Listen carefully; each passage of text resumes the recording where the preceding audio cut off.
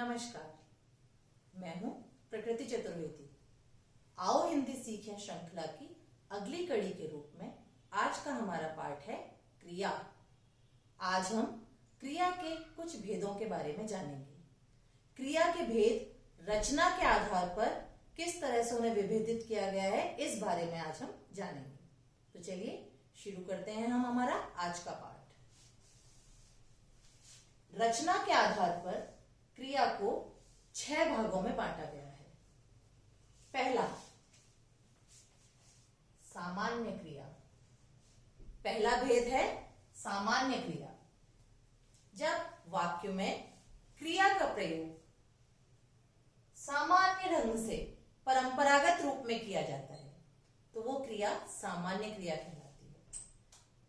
किसी भी वाक्य में एक ही क्रिया होती है, ठीक है। ये आपको बताया गया है कि वाक्य में कर्ता और क्रिया का होना आवश्यक होता है। तो क्रिया जब वाक्य में एक ही क्रिया होती है और उसका सामान्य रूप से प्रयोग होता है तो वह क्रिया सामान्य क्रिया कहलाती है। जैसे अध्यापिका ने पढ़ाया, अध्यापिका ने पढ़ाया, तो यहाँ पे क्या है, केवल एक पढ़ाया क्रिया है। शीला ने खाना खाया, तो यहाँ पे क्रिया क्या है, खाया। तो यहाँ वाक्य में केवल एक क्रिया है, तो ये क्रिया क्योंकि इसका प्रयोग सामान्य रूप से किया जा रहा है तो यह क्रिया सामान्य क्रिया कहलाती है। इसका अगला भेद है संयुक्त क्रिया।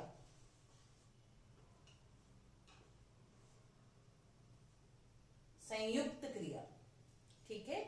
संयुक्त जैसे कि आपको नाम से समझ में आ रहा है, जॉइंट यानी जुड़ना, यानी वाक्य में एक से अधिक क्रिया का प्रयोग संयुक्त रूप से किया जाता है। जब वाक्य में एक से अधिक क्रिया का उपयोग संयुक्त रूप से किया जाता है तो ऐसी क्रिया क्या कहलाती है, संयुक्त क्रिया कहलाती है। इसमें क्या होता है, एक क्रिया मुख्य क्रिया होती है और उसके संग में दूसरी क्रिया सहायक क्रिया, एक सहायक क्रिया, हेल्पिंग वर्ब बोलते हैं हम इंग्लिश में से।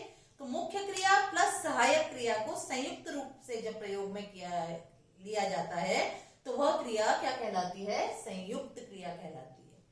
तो इसमें मुख्य क्रिया और सहायक क्रिया के लिए हम क्या शब्द प्रयोग करते हैं, रंजक क्रिया।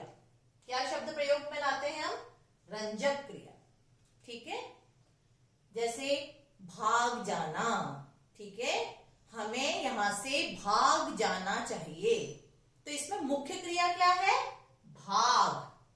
भाग क्या है, मुख्य क्रिया, और जाना क्या है, इसकी सहायक क्रिया। खा लिया, मैंने खाना खा लिया, तो खा क्या है इसमें, मुख्य क्रिया, और लिया क्या है इसमें, रंजक क्रिया या सहायक क्रिया, ठीक है। मैंने अपना काम खत्म कर लिया, तो यहाँ पे कर प्लस लिया, इस तरह से ये दोनों क्रियाएं संयुक्त रूप से प्रयोग में आ रही हैं, तो ये क्रिया क्या कहलाएगी, संयुक्त क्रिया। अगली क्रिया है हमारी नाम धातु क्रिया। अगली क्रिया क्या है हमारी, नाम धातु क्रिया, ठीक है। नाम धातु क्रिया, तो जब जैसे मैंने आपको पहले अपने पिछले पार्ट में बताया था कि धातु शब्दों से क्रिया शब्द बनते हैं सामान्यतः, पर ये नाम धातु क्रिया में क्या होता है, यहाँ पे धातु शब्द से क्रिया नहीं बनती है। यहाँ पे क्रिया शब्द किससे बनती है, संज्ञा, सर्वनाम या विशेषण शब्दों से। जब क्रिया शब्द किनसे बनती है, क्रिया शब्दों का निर्माण संज्ञा, सर्वनाम या विशेषण शब्दों से होता है, तो इस प्रकार की क्रियाएं क्या कहलाती हैं, नाम धातु क्रियाएं कहलाती हैं, ठीक है। तो इसके लिए आप एक फॉर्मूला याद रख सकते हैं, संग स वी। संग स वी, संग से यानी संज्ञा, स यानी सर्वनाम और वी यानी विशेषण, ठीक है। इसके प्रारंभिक अक्षरों से मिला के आप एक छोटा सा शब्द बना लें और उसको याद करें तो आपको इसकी परिभाषा याद करने में आसानी रहेगी। तो जैसे बतियाना, बतियाना शब्द किससे बना है, बात, बात से क्या बना, बतियाना। लतियाना, लतियाना शब्द किससे बना है, लात, लात से क्या बन गया, लतियाना। फिल्माना, फिल्माना शब्द फिल्म, फिल्म से क्या बन गया, फिल्माना। झुठलाना, ठीक है, हमें किसी की बात को झुठलाना नहीं चाहिए, तो झुठलाना, झुठलाना शब्द किससे बना है, झूठ शब्द से बना है, अपनाना, अपनाना, ठीक है, हमें सभी को अपनाना चाहिए। तो अपनाना, अपनाना शब्द किससे बना है? अपना। अपना क्या है? सर्वनाम शब्द है। तो इस सर्वनाम शब्द से हमने क्या क्रिया शब्द बनाया? अपनाना। तो ये बतियाना, लतियाना, फिल्माना, छुटलाना, अपनाना। इसी के साथ में जो कुछ अनुकरणात्मक शब्द होते हैं वो भी नाम धातु क्रिया शब्दों की श्रेणी में आते हैं।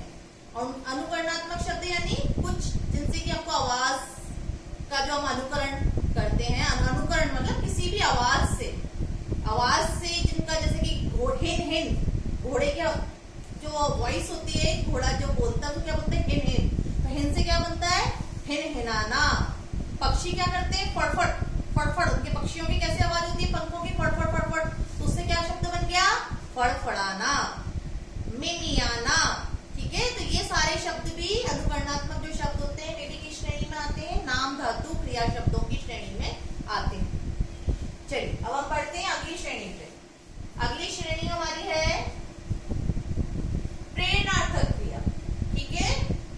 अगली श्रेणी हमारी है प्रेरणार्थक क्रिया। प्रेरणार्थक क्रिया, प्रेरणार्थक क्रिया जैसे कि आपको नाम से समझ में आ रहा है, इसमें क्या होता है? काम, किसी चीज की प्रेरणा दी जाती है, ठीक है। तो यहाँ पे क्या होता है? जो काम कौन करता है? वाक्य में कर्ता करता है काम। तो यहाँ पे कर्ता स्वयं काम न करके किसी और को काम करने की प्रेरणा देता है।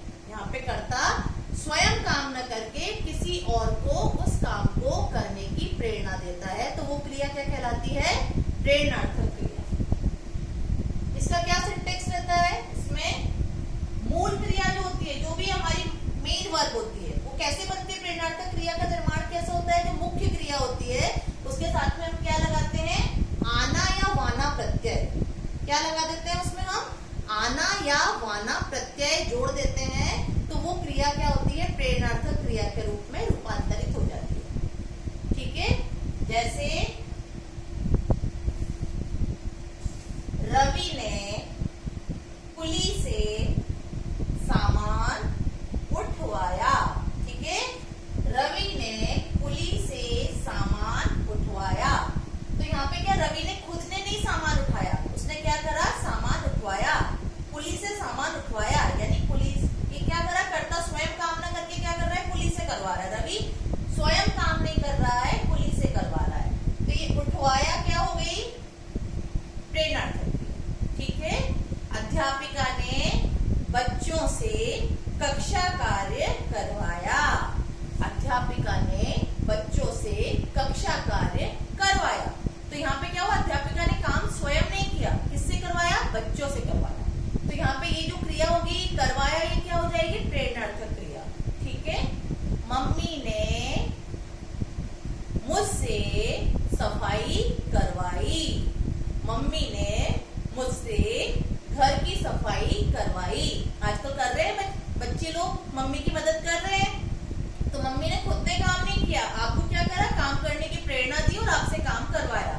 तो ये सफाई करवाई, तो ये करवाई क्या हो गया? यहाँ पे प्रेरणार्थक, ठीक है। यहाँ पे कर्ता स्वयं काम न करके किसी और से काम करवाता है, किसी और को काम करने की प्रेरणा देता है। तो वो क्रिया क्या कहलाती है? प्रेरणार्थक।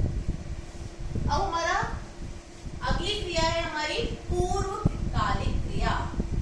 पूर्वकालिक क्रिया, नेक्स्ट क्रिया क्या है हमारी? पूर्वकालिक क्रिया। पूर्वकालिक जैसे कि आपको नाम से समझ में आ रहा है, पूर्वकालिक यानी पहले, पूर्व यानी पहले। तो इसमें भी क्या होता है कि वाक्य में एक से अधिक क्रिया होती है। तो मुख्य क्रिया से पहले होने वाली क्रिया, ठीक है, ध्यान से सुनिए। मुख्य क्रिया से पहले होने वाली क्रिया क्या कहलाती है? पूर्वकालिक क्रिया कहलाती है, ठीक है। जैसे मैं आपको एक उदाहरण देती हूँ, रवि दूध पीकर सो गया। ओके, रवि दूध पीकर सो गया। तो यहाँ पे सो गया क्या है? मेन क्या है क्रिया? अंतिम क्रिया बाद में क्या होगी कि रवि सो गया। तो सोने से पहले उसने क्या किया? दूध पीकर, ठीक है। रवि ने क्या करा? दूध पीकर। तो दूध पीकर, पीकर क्या हो गई आपकी? पूर्वकालिक क्रिया, ठीक है। मैंने अपना काम खत्म किया और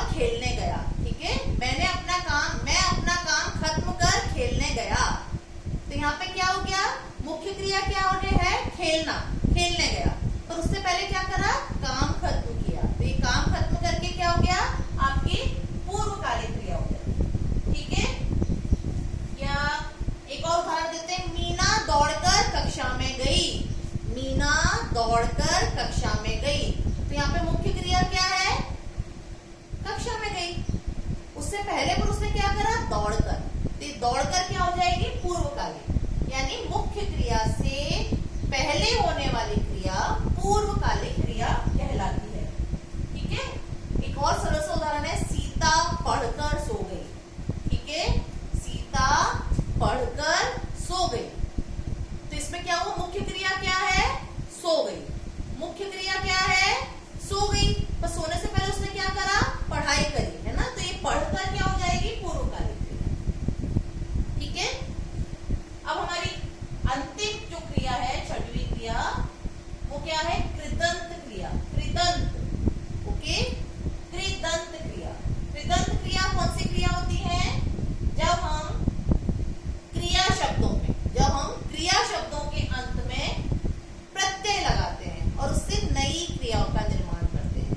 जब क्रिया शब्दों के अंत में प्रत्यय लगाकर नवीन क्रियाओं का निर्माण किया जाता है, तो वे क्रिया क्या कहलाती है, कृदंत क्रिया कहलाती है। ठीक है, जैसे लिखता, है ना, लिखता, इसमें क्या है, क्रिया क्या है, मुख्य लिख, उसमें हमने क्या प्रत्यय लगा दिया, ता, तो क्या बन गई, लिखता। इसीलिए अगर हम लिख में हम आ प्रत्यय लगा देंगे तो क्या बन जाएगी, लिखा। तो ये लिखता, लिखा, ये सब क्या कहलाएंगी, कृदंत क्रिया। इसी तरह से सुन, सुन एक शब्द है हमारा क्रिया शब्द, इसमें भी अगर हम ता प्रत्यय लगा देंगे तो क्या हो जाएगी, सुनता। आ प्रत्यय लगा देंगे तो क्या हो जाएगी, सुना। चलता, चला।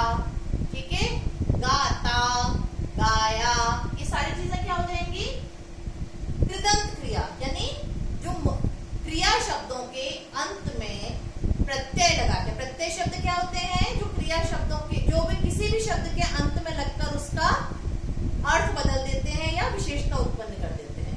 तो क्रिया शब्दों के अंत में जब हम प्रत्यय लगाकर नए क्रिया शब्दों का निर्माण कर देते हैं, तो वे शब्द क्या कहलाते हैं, कृदंत क्रिया कहलाते हैं। ठीक है, तो आज के पाठ में मैं आशा करती हूँ आपको क्रिया के भेदों के बारे में जो मैंने जानकारी दी है उससे आपको लाभ हुआ होगा, आपको अवश्य समझ में आया होगा।